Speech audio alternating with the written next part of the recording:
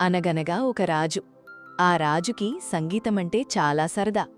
తనకు సంగీతం నేర్పటాలికని గొప్ప గొప్ప విద్వాంసుల్ని పెద్ద పెద్ద జీతాలమీద ఏర్పాటు చేసుకున్నాడు.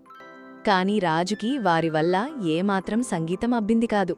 ఒక విద్వాంసుడు కాదని మరొకరు, అతను కాదని మరొకరు, ఇలా రాజు నెలనెలకు సంగీత విద్వాంసుల్ని మార్చి చూస్తూనే ఉన్నాడు. కాని పాపం ఒక్క ముక్కైనా సంగీతం రాలేదు. నోటితో పాడటం రాకపోతే పోయింది, కనీసం ఏ ఫిడేలో వీణో వాయించటమన్నా వస్తుందేమోనని రాజు పేరుపడ్డ వాద్యసంగీత విద్వాంసుల్ని కూడా ఏర్పాటు చేయించి చూచాడు. కాని వారివల్ల ఏమీ కాకపోయేసరికి రాజుకి పెద్ద విచారం పట్టుకుంది. ఇంతమంది వచ్చి ప్రయత్నించినా నాకు ఒక్క ముక్కైనా సంగీతం రాకపోవటం ఎంత చిన్నతనం! ఈ సంగతి ప్రజల చెవిని పడిందంటే నేను చాలా చులకనైపోతానే అని.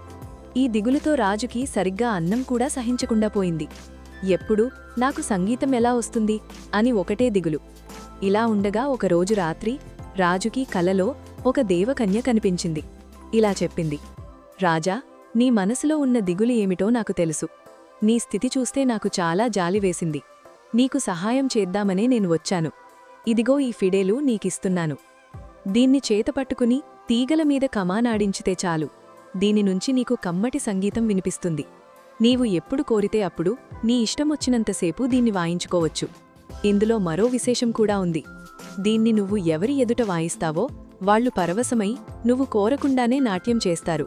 నీవు ఫిడేలు వాయించటం ఆపితేగాని వాళ్లు ఆడటం మానలేరు. కనుక నీ ఇష్టమొచ్చినప్పుడల్లా ఈ ఫిడేలు వాయించుకుంటూ హాయిగా ఉండు. ఇలా చెప్పి ఆ దేవకన్య ఫిడేలుని రాజు పడుకున్న పక్కమీద పడేసి మాయమైంది. ఫిడేలు పడిన చప్పుడు విని రాజు త్రుల్లిపడి లేచాడు. పక్కమీద ఫిడేలుంది. దాన్ని తీసి చూసి నిజంగా ఇది మోగుతుందా అనుకుంటూ వాయించబోయాడు. కమాను తీగలకు తగలగానే కమ్మటి సంగీతం వినవచ్చింది. రాజు తన చెవులను తానే నమ్మవేకపోయాడు. అప్పటికి తను కలలో చూచింది నిజమేనని రాజు నిశ్చయించుకున్నాడు. దేవకన్య చెప్పినట్లు ఫిడేలు వాయించితే అది విన్నవాళ్లు నృత్యం చేసే మాట నిజమో కాదో పరీక్షించి చూద్దామనుకున్నాడు. వెంటనే నౌకరును కేకవేశాడు. నౌకరు వచ్చి నిలబడగానే రాజు ఫిడేలు తీసి వాయించసాగాడు. వెంటనే నౌకరు నృత్యం చేసాగాడు. రాజుకి ఎంతో ఆనందం కలిగింది. ఇంకా త్వరగా వాయించసాగాడు. నౌకరు కూడా త్వరగా నృత్యం చేస్తున్నాడు. చివరకు నౌకరుకు కాళ్లు నొప్పిపుట్టి వాడు ఆడకుండా ఉందామని ఎంత ప్రయత్నించినా తన వల్ల కాకపోయేసరికి, ఇదేదో మాయగా ఉంది మహారాజా, నేను ఆడలేకపోతున్నాను. పోని ఊరుకుందామంటే నా వల్ల కావడం లేదు. ఎలాగైనా ఈ బాధ వదిలించండి, కాళ్లు లాక్కుంటున్నాయి అని గోలపెట్టాడు. రాజు ఫిడేలు ఆపాడు. నౌకరు కూడా టక్కున ఆడటం మానివేశాడు. ఇక తన్ని చూసి ప్రజలు నవ్వుతారని తను భయపడవలసిన అవసరం లేదు. తెల్లవారింది. మామూలు ప్రకారం రాజు దర్బారు జరుపుతూ తన ఫిడేలుని వాయించసాగాడు. దర్బారులో ఉన్న మంత్రులు, సామంతులు, సేనానులు అంతా ఆడటం మొదలుపెట్టారు. తన ప్రజలంతా చూడాలని రాజు ఇంకా త్వరగా వాయించసాగాడు. వాళ్లు ఇంకా త్వరగా ఆడసాగారు. ఇక చాలండి మహారాజా, మా కాళ్లు పీక్కుపోతున్నాయి అని అందరూ మొత్తుకునే వరకు రాజు వాయించటం ఆపలేదు. చివరకు ఎలాగైతేనేమి రాజు ఫిడేలు ఆపాడు. మంత్రులు వాళ్లు ఆడటం మానేశారు. అంతటితో ఆ రోజు దర్బారు ముగిసింది. రాజు ఫిడేలుని ఎప్పుడూ తన దగ్గరే జాగ్రత్తగా ఉంచుకునేవాడు. నిద్రపోయేటప్పుడు కూడా పక్కలో పెట్టుకుని పరుకునేవాడు. కనపడ్డవాళ్లందరి ఎదుట ఫిడేలు వాయించటం, వాళ్లని ఆడించటం, వాళ్లకు కాళ్లు నొప్పులు పుట్టేవరకు వాయించి వాళ్లు గోలపెడుతుంటే తన నవ్వటం రాజుకి ఒక అలవాటైపోయింది.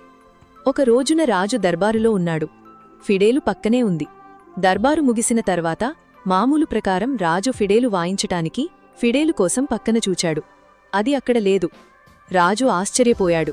ఏ దుర్మార్గుడి ఈ దొంగతనం చేసింది అంటూ కళ్ళెర్రచేశాడు. అప్పుడు దర్బారు మధ్య ఒక స్తంభం మీద ఒక కోతి ఫిడేలు పట్టుకుని వాయిస్తోంది కనిపించింది. కోతి వాయించసాగేసరికి రాజు ఆడసాగాడు. కాని దర్బారులో ఉన్న మిగతావాళ్లు మాత్రం ఆడటం లేదు. కోతి ఫిడేలు చాలా త్వరగా వాయించసాగింది.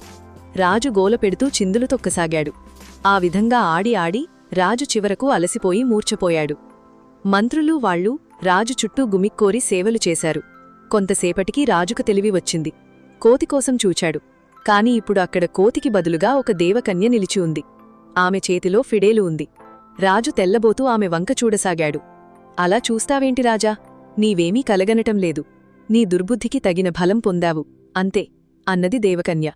నేనేం తప్పు చేశాను అన్నాడు రాజు భయపడుతూ. ఇంకా ఏం చెయ్యాలి, పాపం నవ్వుల పాలైపోతావుగదా అని నీకు నేను ఫిడేలు ఇస్తే అమాయకుల్నందరినీ ఏడిపిస్తావా? వాళ్ళు ఎంత కష్టపడ్డారో నీకిప్పటికైనా తెలిసిందా? అంది దేవకన్య. తప్పుచేశాను, క్షమించు తల్లి. ఇక ముందు అలా చెయ్యను. ఫిడేలుని తిరిగి ఇచ్చేయి అని ఎంతో దీనంగా అడిగాడు రాజు. దేవకన్యకి జాలి కలిగింది. ఫిడేలుని రాజుకి అందిచ్చి ఆమె మాయమైంది. ఆ రోజు మొదలు రాజు ఎవరినీ ఏడిపించకుండా తనకి కావాల్సినప్పుడు మాత్రమే ఫిడేలు వాయించుకుంటూ హాయిగా రాజ్యం పాలిస్తున్నాడు.